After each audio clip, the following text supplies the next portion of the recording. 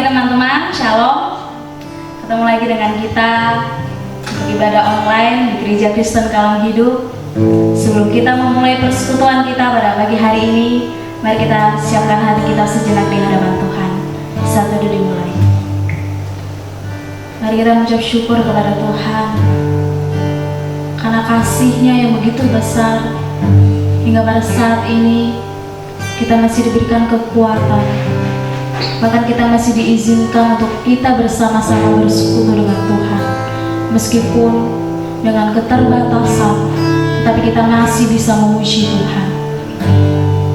Mari teman-teman kita menyanyikan lagu pujian Karya Terbesar.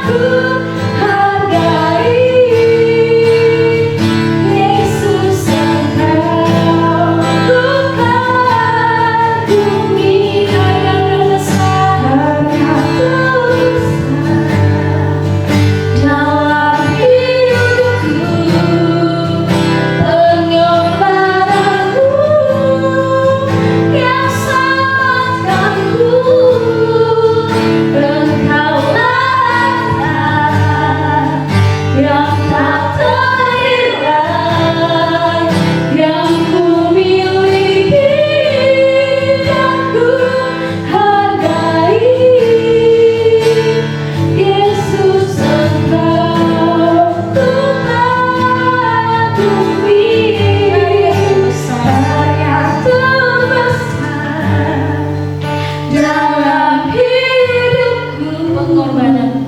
Pengorbananmu yang sangat agung, Engkaulah harta yang tak ternilai, yang ku miliki, yang ku hargai. Yesus, Engkau ku kagumi. Sekali lagi karya terbesar, karya terbesar dalam hidupku. Pengorbananmu yang sangat agung, Engkaulah harta yang tak ternilai, yang ku miliki, yang ku hargai. Yesus, Engkau ku kagumi. Yesus, Engkau ku kagumi. Yesus, Engkau ku kagumi.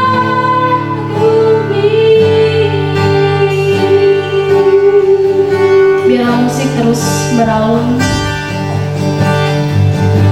Mari kita ucap syukur kepada Tuhan. Bahwasanya kasih-Nya Allah saja kita bisa ada sampai saat ini. Pengorbanan Tuhan mati di kayu salib karena kasih-Nya yang begitu besar kepada kita. Mari teman-teman, kita renungkan pujian ini, kita sembah Dia, kita puji Dia, karena hanya Tuhanlah yang layak dipuji, hanya Tuhanlah yang layak disembah. Mari teman-teman, kita bersyukur kepada Tuhan. Terima kasih Tuhan. Terima kasih Yesus. Terima kasih Tuhan untuk segala kebaikan-Mu Tuhan. Teman-teman, kita adalah manusia yang berdosa. Kita tidak layak untuk menghampiri Tuhan. Tapi karena kasih-Nya pada kita, Dia rela turun bahkan mati untuk kita. Karena kasih-Nya yang begitu besar. Mari kita nyanyikan lagu ini sekali lagi, refnya saja. Karya terbesar dalam hidupku, pengorbananmu yang sangat agung, Engkaulah harta yang tak ternilai, yang ku miliki, yang ku hargai. Yesus, Engkau ku kagumi. Yesus, Engkau ku kagumi. Yesus, Engkau ku kagumi.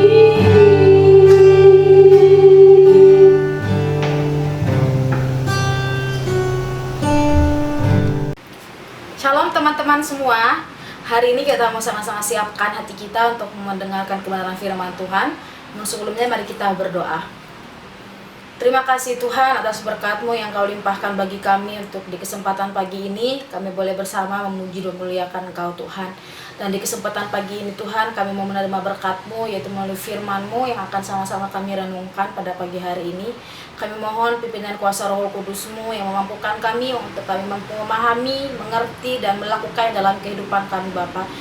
Kami mau serahkan Tuhan pemberitaan firman-Mu dari awal hingga kami boleh akhiri hanya dalam nama Tuhan kami Yesus Kristus kami berdoa. Amin. Kita mau baca dari Yohanes 21 ayatnya yang ke-15 sampai ayatnya yang ke-17. Yohanes 21 ayat 15 sampai ayatnya yang ke-17 dengan perikop, "Gembalakanlah domba-dombaku." Sesudah sarapan, Yesus berkata kepada Simon Petrus, Simon anak Yohanes, apakah engkau mengasihi aku lebih daripada mereka ini? Jawab Petrus kepadanya, benar Tuhan, kau tahu bahwa aku mengasihi engkau. Kata Yesus kepadanya, gembalakanlah domba-dombaku. Kata Yesus pula kepadanya untuk kedua kalinya, Simon anak Yohanes, apakah engkau mengasihi aku? Jawab Petrus kepadanya, benar Tuhan, engkau tahu bahwa aku mengasihi engkau. Kata Yesus kepadanya, gembalakanlah domba-dombaku. Kata Yesus kepadanya untuk ketiga kalinya, Simon anak Yohanes, apakah engkau mengasihi aku? Maka sedih hati Petrus karena Yesus berkata untuk ketiga kalinya, apakah engkau mengasihi aku? Dan dia berkata kepadanya, Tuhan, engkau tahu segala sesuatu, engkau tahu bahwa aku mengasihi engkau. Kata Yesus kepadanya, gembalakanlah domba-dombaku. Demikian pembacaan firman Tuhan. Hari ini kita diberikan satu tema, yaitu apakah engkau mengasihi aku lebih daripada mereka ini. Kata mengasihi, kita tahu itu berasal dari dasar kata kasih, yang mana kasih itu adalah perasaan yang dimiliki oleh setiap orang. Semua orang memiliki perasaan kasih, dan perasaan kasih ini akan muncul ketika seseorang mempunyai rasa mempunyai rasa menyayangi terhadap sesamanya maupun terhadap sesuatu yang dia miliki. Dan kasih memiliki makna yang begitu luas. Bukan hanya kasih antara sesama manusia saja, tetapi kasih di sini dimaksudkan juga bagaimana kasih kita kepada Tuhan kita. Dan secara umum, kasih itu memiliki arti menyayangi dengan sepenuh hati atau mengasihi dengan sepenuh hati. Jadi bukan dengan setengah hati, tapi dengan sepenuh hati secara total. Pertanyaan, apakah engkau mengasihi aku atau apakah kau menyayangi aku, itu sudah sering kali kita dengar ya teman-teman ya. Dan itu biasanya ditanyakan dalam suatu hubungan, baik orang yang sedang berpacaran maupun dalam suatu hubungan suami istri. Nah, pertanyaan ini jelas menunjukkan jawaban yang diharapkan dari pasangan tersebut bukanlah sebatas jawaban, sebatas ungkapan yang enak kita dengar, yang manis untuk didengarkan, tapi di mana kasih yang dibutuhkan adalah pembuktian secara nyata, ada tindakan yang dilakukan oleh pasangannya. Itu yang dibutuhkan dalam kasih yang dimaksudkan di sini.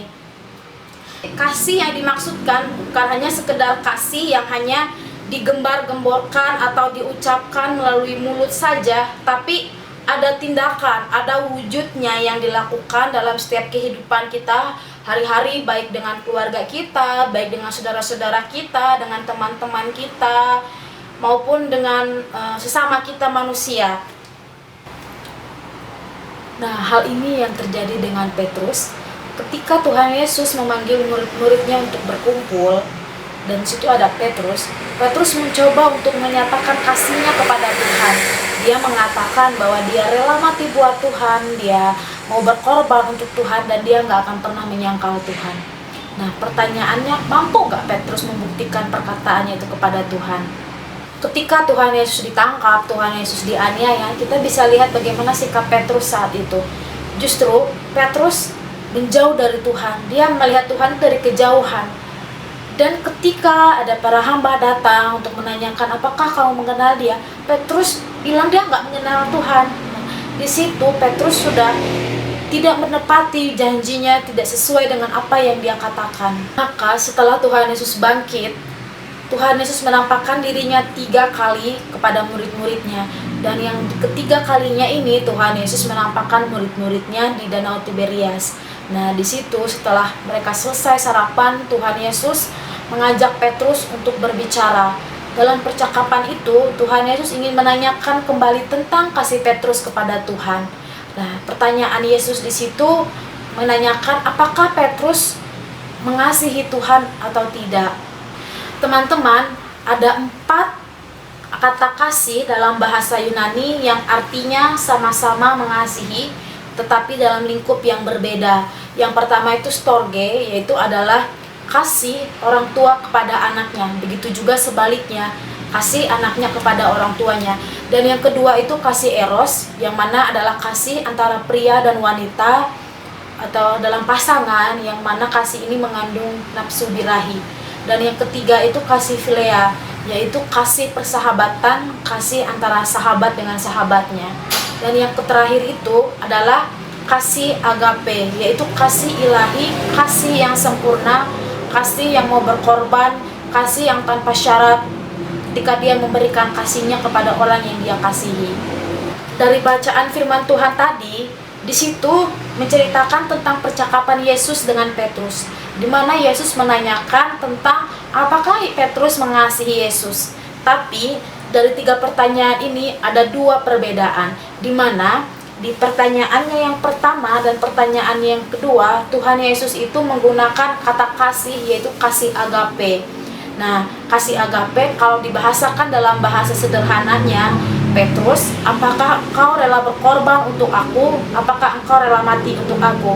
Nah, sedangkan dari jawaban Petrus itu jauh berbeda sekali teman-teman dari pertanyaan Yesus dan dengan waktu dia menjawab Tuhan Yesus yang sebelumnya ketika dia bilang dia rela mati buat Tuhan. Justru di jawaban Petrus ini, Petrus bilang kalau dia itu benar mengasihi Tuhan tapi hanya kasih seorang sahabat. Jadi bukan kasih yang rela berkorban buat Tuhan. Untuk ketiga kalinya, akhirnya Tuhan Yesus menanyakan dengan beda ya, bukan kasih agape lagi, tapi Tuhan Yesus di sini itu bertanya dengan kasih philea, karena dia tahu bahwa Petrus hanya mampu mengasihi dia dengan kasih philea. Makanya Tuhan Yesus bertanya, Petrus, apakah engkau mengasihi aku sebagai seorang sahabat? Nah, dengan sedih hati Petrus mendengar pertanyaan Yesus itu, dia menyadari bahwa sekarang itu memang dia nggak mampu mengasihi Tuhan dengan kasih agape. Dia udah nggak setia, dia udah mengecewakan Tuhan, dia nggak menepati janjinya seperti yang dia bilang yang sebelumnya kalau dia tuh mau berkorban buat Tuhan. Justru Petrus hanya mampu mengasihi Tuhan dengan kasih phileo. Tapi teman-teman, walaupun saat itu Petrus memang sudah mengecewakan Tuhan, dia nggak bisa menepati janjinya seperti yang dia katakan, tapi Tuhan tuh masih mengasihi Petrus. Tuhan masih menerima Petrus dengan segala keterbatasannya. Justru di sini kita lihat ketika Petrus menjawab, Tuhan tuh kasih dia kesempatan lagi. Kesempatannya apa? Untuk menggembalakan domba-domba. Tuhan kasih dia kesempatan untuk melayani sesama dia, untuk mengasihi sesama dia. Begitu juga dengan kita teman-teman, kita jangan pernah merasa berkecil hati dengan segala keterbatasan kita, mungkin dengan segala kelemahan kita.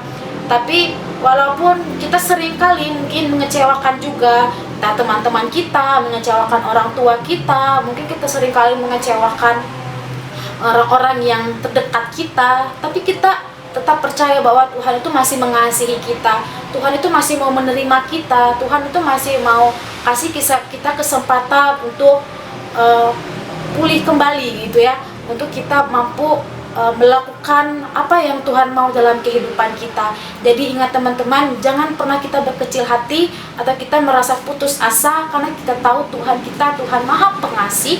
Dia yang mau mengasihi kita, mau menerima segala keterbatasan kita, karena Tuhan itu punya kasih yang tanpa syarat. Tuhan itu punya kasih yang sempurna. Dia nggak melihat kekurangan kita, tapi dia mau melihat isi hati kita. Jadi ketika kita dikasih kesempatan oleh Tuhan untuk kita mampu mengasihi, kita mampu melayani teman-teman yang ada di sekitar kita, maka lakukan itu dengan sepenuh hati ya teman-teman ya. Kerjakan itu dengan sepenuh hati kita sebagai wujud kasih kita kepada Tuhan. Jadi kita harus ingat bahwa ungkapan kasih, baik itu kepada sesama kita atau secara khusus itu kepada Tuhan, itu enggak hanya mampu kita ucapkan melalui kata-kata atau kita sering berdoa, Tuhan aku mengasihimu gitu ya, kita sampai menangis-menangis, tapi dari tindakan kita, perbuatan kita tuh enggak sesuai dengan apa yang kita katakan. Jadi di sini itu bagaimana tindakan yang dibutuhkan, awal mulai dari hati kita, keinginan kita, apakah kita mau berubah. Begitu juga dengan tindakan kita sebagai bukti bahwa kita benar-benar mau mengasihi Tuhan. Kasih yang kita berikan itu bukan hanya sekedar kasih sebagai seorang sahabat saja, tapi kita juga dituntut di sini, diminta untuk mengasihi dengan kasih agape, yaitu kasih yang rela berkorban, kasih yang rela menderita. Kita melihat mungkin waktu kita sekolah ada teman-teman kita yang membutuhkan, entah nggak ada alat tulisnya, entah ketinggalan, atau dia nggak ada bekal, atau dia nggak bawa uang jajan, kita mau berbagi buat dia. Pada intinya kita mau mengasihi dia, kita rela berkorban untuk dia dengan apa yang kita miliki, kita mau beri buat dia. Jadi kita sebagai anak-anak Tuhan, buktikanlah kasih kita itu dengan tindakan kita, supaya orang-orang yang di sekitar kita juga bisa melihat gitu loh. Oh, Tuhan mereka itu begitu luar biasa, karena dari cerminan hidupnya kita sebagai orang yang sudah Tuhan kasihi, kita juga mampu lakukan itu untuk kepada sesama kita. Kenapa kita harus mengasihi sesama kita? Karena Tuhan sudah terlebih dahulu mengasihi kita. Dia rela menderita, dia rela berkorban untuk kita, dia memberikan nyawanya untuk kita, dia mengasihi kita tuh dengan sempurna. Sehingga saat ini kita sudah menjadi orang yang merdeka, kita sudah dibebaskan dari dosa, dan kita sudah diselamatkan. Jadi layaklah untuk kita mencintai atau mengasihi seseorang itu sama seperti Tuhan mengasihi kita. Kita mengasihi seseorang itu nggak pandang bulu, nggak pandang entah dia kaya, entah dia miskin, atau dia cantik, atau dia jelek, begitu ya. Juga ketika menolong seseorang itu tidak menuntut balas, tidak kalau aku menolong dia nanti aku dapat apa dong, enggak. Tapi kita mau menolong seseorang itu dengan tulus, dengan ikhlas. Dan di sini dituntut yaitu untuk mengasihi orang itu dengan kasih agape, sama seperti Tuhan mengasihi kita dengan kasih yang sempurna. Jadi biarlah firman Tuhan pada hari ini mampu mengingatkan kita untuk mampu mengasihi sesama kita dan melakukan segala pelayanan yang sudah Tuhan izinkan untuk kita boleh kerjakan dengan setia. Mari kita berdoa. Tuhan Yesus, terima kasih karena pada pagi hari ini kami boleh bersama-sama belajar firman-Mu, untuk kami boleh mengasihi Tuhan dengan sepenuh hati kami, untuk mengasihi Tuhan tanpa syarat, dengan sempurna Tuhan Yesus. Dan kasih ini Tuhan mampu kami terapkan di dalam kehidupan kami, dengan sesama kami, dan kami lakukan dengan nyata melalui perbuatan kami Tuhan. Kami hanya mohon kekuatan, pertolongan daripada Tuhan yang memampukan kami. Terima kasih Bapa, dalam nama Tuhan kami Yesus Kristus kami berdoa. Amin.